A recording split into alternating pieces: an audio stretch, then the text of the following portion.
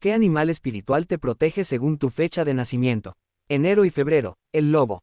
Representa intuición y valentía, ideal para quienes buscan independencia. Marzo y abril, el halcón.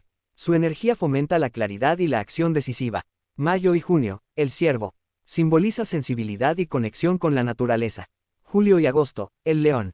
Es sinónimo de liderazgo y fuerza interior.